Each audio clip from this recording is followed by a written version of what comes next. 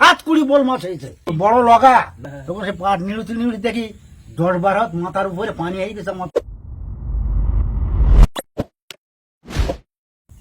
খোকা তোরা এসছিস? হ্যাঁ আচ্ছা এসছি তো আমরা। আর কি করবো এখন, তাহলে গল্প শুনবি তোরা? বর্ষার সময় একটা গল্প বলো। আচ্ছা ঠিক আছে, তাহলে খুব মজাদার সত্যি ঘটনার একটা গল্প বলি। হ্যাঁ বলো। তাহলে শোনো। হ্যাঁ তোর পয়লা বৈশাখ বুঝলে, সেই সময় পয়লা বৈশাখের সময় হ্যাঁ কি হয়, পয়লা বৈশাখে যখন ঝড় বৃষ্টি হয় সেই পানি দিয়েতে বুঝলে আমরা সব চাষি জমি সব পাট বোনা হয়। আমরা তো চাষি লোক, গরিব লোক, পাট বোনা হয়। হ্যাঁ তো পাট বোনা হয়েছে, পাট বোনার পরে বুঝলে যখন 1 ইঞ্চি 1.5 ইঞ্চি বড় হয়েছে সেই সময় নিড়ুতি হয় পাটগুলো।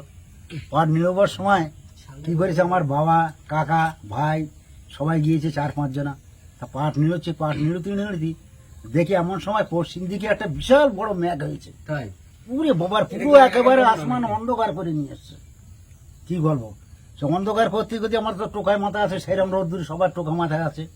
তা পাট নিড়ছি, নিড়ুতি নিড়তি কি করবো, যে পাট নিড়িয়ে যাচ্ছি, বৃষ্টি এসে গেছে। আমরা বলছি বৃষ্টি এসে গেছে, সামান্য বৃষ্টিতে কি হবে। হ্যাঁ তখন সে পাট নিড়ুতি নিড়ুতি দেখি 10-12 হাত মাথার উপরে পানি হয়ে গেছে। আমার তো কি হবে? হ্যাঁ মাথা, কি বল তুই না হ্যাঁ। পাট নিচ্ছ? হ্যাঁ তখন পাট নিড়ছি আমরা 4-5 জনা। আর নিচে 10-12 তো পানি হয়ে গেছে। পানি উপরে? হ্যাঁ উপরে হয়ে গেছে। এমন সময় একটা লোকওয়ালা যাচ্ছিল বলে ধজি এ করতে করতে বুঝলে ও যাচ্ছিল, যে মানে ওই সেই ওই বড় লগা। লগা। হ্যাঁ, হ্যাঁ, সেই লগাতে যখন টোকায় ফোঁটা লেগেছে তখন টোকাটা মাথা থেকে পড়ে গেছে।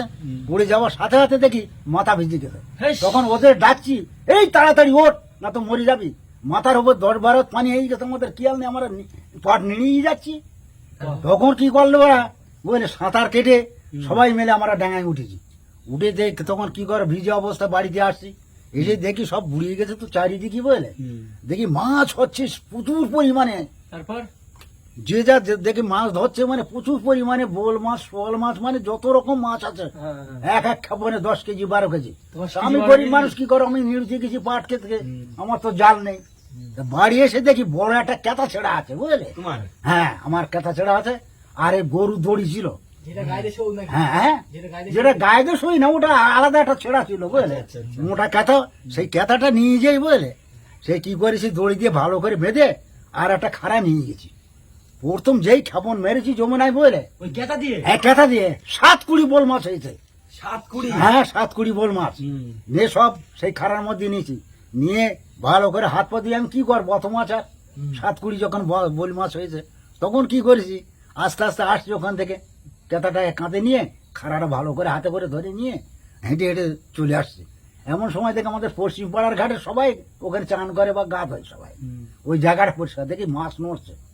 তো বলি যাবার সময় একটা খাবন মারি ওখানে, লাস্ট খাবনে যা হয়। যা হয়। যখনই খাবন দিয়ে এরকম জাল ফেলেছি, জাল সেই কেথা ফেলেছি, তখনই দেখে এরকম টানছি আমি এরকম দড়ি ধরে, আর আমার উল্টো টেনে নিয়ে যাচ্ছে। মানে এত বড় মাছ? এত বড় মাছ পড়েছে বুঝলে।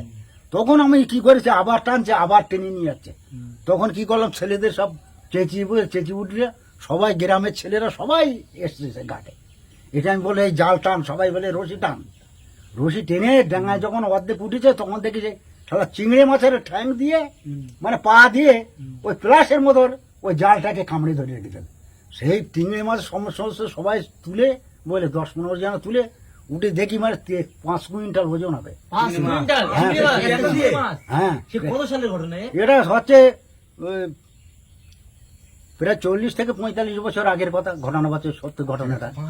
5 কুইন্টাল মানে বুঝিস? চিংড়ি মাছ, সেই চিংড়ি মাছ সবাই কাঁধে করে নিয়ে আসা হলো, নিয়ে এসে সব কুরুল দিয়ে সব মানে পিস করা হলো। এখন তেল পাবে করে, সব তো গরিব মানুষ, হ্যাঁ সে তো। তখন তো পয়সা করে কাজ নেই বর্ষাকালের টাইমে। তখন কি করেছে, মানে রাস্তা দিয়ে যাচ্ছি, আমাদের গ্রামে তখন বহু ঘরে ঘরে সব মহিষ ছিল ওই চাষবাসে করার জন্য। আর মহিষ সব মাঠে সব ঘাস খাবার জন্য সব ছেড়ে দেওয়া থাকতো বুঝলে, কেউ পিটিয়ে ওঠে চড়তো, যাদের হয়তো পোষা মোষ থাকতো। এইবারে কি করে দেখি ওইভাবে যাচ্ছি, যে দেখি ওখানে ওখানে এ আছে, ক্লাব আছে, আর ওখানে একটা ইয়ে আছে, কি আছে? আমাদের ক্ষেত আছে বুঝলে, বড় ক্ষেত। এই ক্ষেতে দেখি একটা সর্ষে গাছ হয়েছে বুঝলে, 6 ফুট গুড়ি হবে।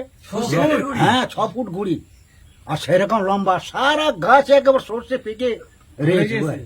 আর ওখান থেকে বয়ের সব মোষ সর্ষে বলে 30-40টা, যেই বয়ের করেছে মোষ, কিন্তু বয়ের বললে ওরা খুব খেপে যায়। হ্যাঁ তখন কি করেছে, আমার করেছে একেবারে তাড়া। তখন কি করেছে? আমি তখন তাড়াতাড়ি কি করি, যে সর্ষে গাছে মাথায় উঠে গেছে মাথায় উঠে যত নাড়া দেয় হ্যাঁ। আর সর্ষে পুড়ি একেবারে সমস্ত তলায় সব বিছিয়ে গেছে।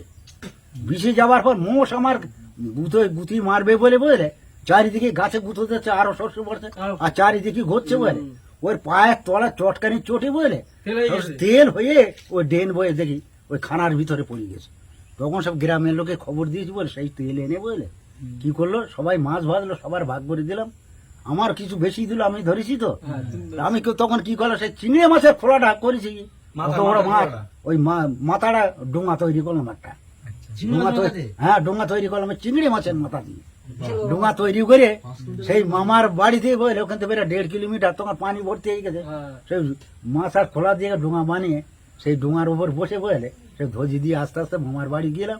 তখন প্রায় সন্ধ্যা হয়ে গেছে, মামারা রান্না টান্না করলো চিংড়ি মাছ বেগুন দিয়ে বলে, খেয়ে দিয়ে আবার আমি বাড়ি চলে আসলাম সন্ধ্যেবেলা টাইমে।